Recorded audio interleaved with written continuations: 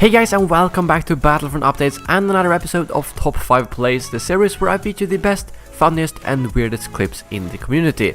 Today is March 1st, which means a new month and a new Elgato HD60 giveaway.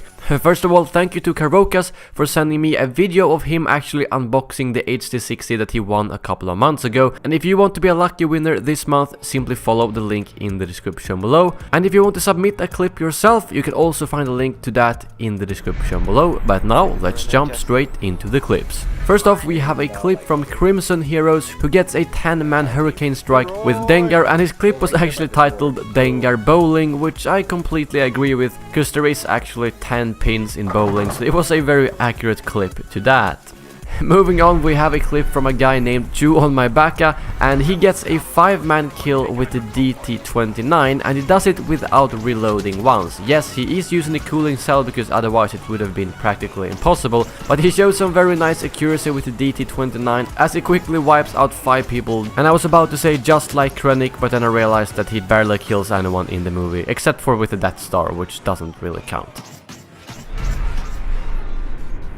Moving on, we have a clip from Gusty Phoenix, who gets a very nice Darth Vader play. He completely obliterates the enemy team, including all 4 enemy heroes, and the thing here is that he doesn't just get the last hit on all 4 heroes, but he practically takes out 100% of each hero's health.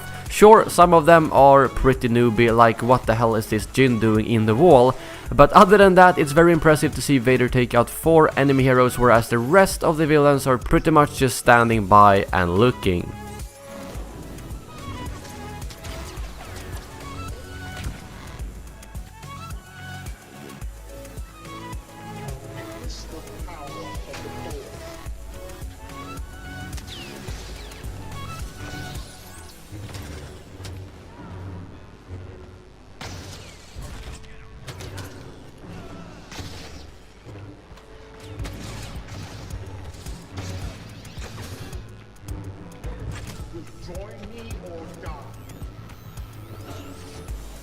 Moving on, we have a clip from Revan AUT, who shows us a very sneaky clip and how to defend a uplink on Bespin. As you know, there's these secret elevators that you can actually go into and close the door, and well, he deactivates the uplink, heads in there to hide, and then waits until the enemies actually recapture the uplink, at which point he reappears and wipes out the entire room, and then finishes off by disabling the uplink once again. The question is, if we tried to do that again, would the enemies have learned, or do they have goldfish memory? I wish we would have had a chance to see that as well.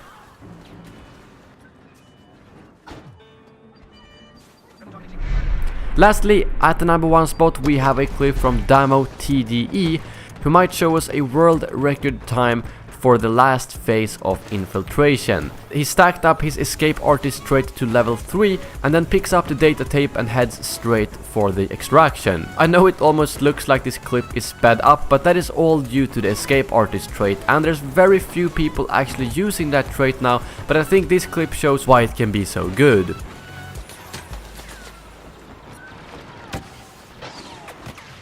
He barely makes it to the end, and he actually dies while delivering the data tape, but he reached far enough to actually deliver the data tape, which is all that matters. His final time is 38 seconds, which is quite impressive, and I'm not sure how much the range varies between the different Scarif maps, but I would love to see if any of you guys can beat this time and maybe get under 35 seconds with the escape artist trait in this final phase of infiltration. But that brings this video to an end. As always, a big thank you to Elgato Gaming for sponsoring this series. If you want to check out their capture cards, you can find a link to that in the description below. And as I mentioned at the start of the video, if you want a chance to win a capture card yourself, you can also find a link to the giveaway in the description below as well.